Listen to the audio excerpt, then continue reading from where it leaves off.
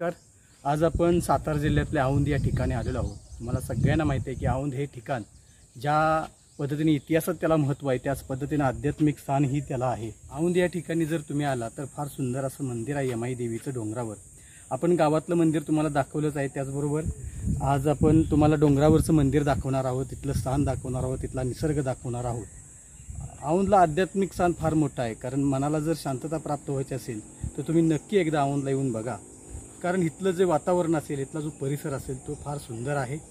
तुम्ही नक्की या, भेट द्या। ते एक संग्रहालयसुद्धा आहे, तुम्हाला जुन्या वस्तू बघायला मिळतील व त्यानंतर त्या काळच्या राजांनी कशा पद्धतीचं जीवन जगलं असेल किंवा कशा पद्धतीचं त्यांचं राहणीमान असेल त्याचंही स्वरूप तुम्हाला या ठिकाणी बघायला मिळतं।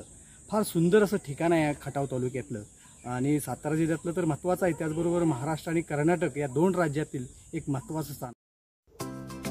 सातारा आणि कराडपासून पूर्वेच्या दिशेला असणारं औंध हे आध्यात्मिक ठिकाण महाराष्ट्र आणि कर्नाटक राज्यातील भक्तिभावानं भक्ती करणारं आणि असंख्य असे भक्त असणारं यमाई देवीचं डोंगरावरचं मंदिर आज आम्ही तुम्हाला दाखवणार आहोत।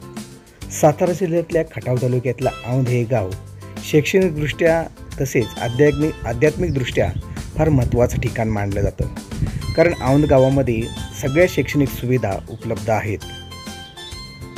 औंधच्या डोंगरावर जाताना फार मजबूत रस्ता तयार करण्यात आलेला आहे, कारण पूर्ण चढण असणारा हा रस्ता फार धोकादायक होता, आता तो चांगला करण्यात आलेला आहे। डोंगरावर जाताना आपल्याला एक सुंदर असं संग्रहालय दिसतंय, त्यामध्ये औंधच्या राजानं संग्रहित केलेल्या वस्तू या ठिकाणी पाहावयास मिळतात। डोंगरावर जाताना अनेक प्रकारची झाडं आता सद्यस्थितीत लावण्यात आलेली आहेत, त्यामुळं ज्यावेळी ती वाढतील मोठी होतील त्यावेळी हिरवळ आपल्याला बघायला मिळेल।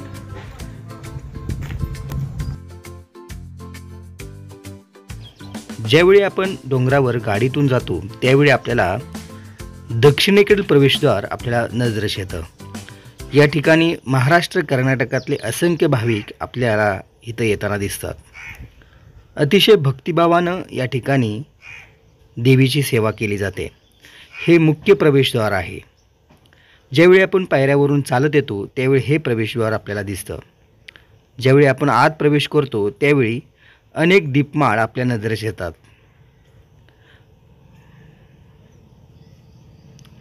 पावसाळ्यात जर आपण गेलो तर फार नरम्य असं दृश्य आपल्याला पाहायला मिळतं।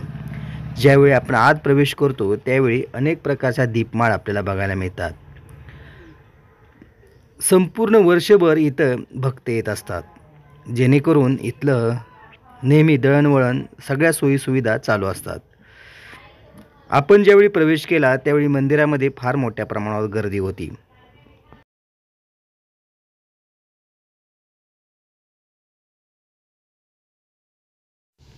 औंध येथील मंदिर फार प्राचीन आहे, त्यामुळं आपल्याला पूर्वीची मंदिरं कशी होती याची कल्पना या मंदिराकडे बघितल्यानंतर येते। स्थापत्यकलेचा एक उत्कृष्ट नमुना म्हणून या मंदिराकडे बघितलं जातं।